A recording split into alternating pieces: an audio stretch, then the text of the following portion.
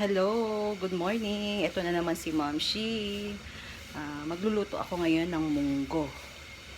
So ngayon, wala pa akong malunggay. So, manghaharbat ako ng malunggay sa labas. Ang aga-aga pa, mangunguha ako ng malunggay.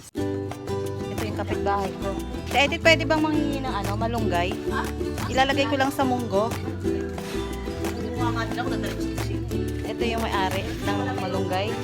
Eh kaso, nasa labas siya. So, mahuhuli niya ako pag...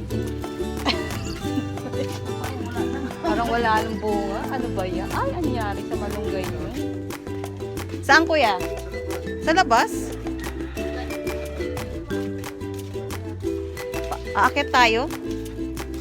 Aakit ako ng malunggay. Mataas. Bakit tinanggal? Ayun, ang taas oh. Aakitin natin tong malunggay na to.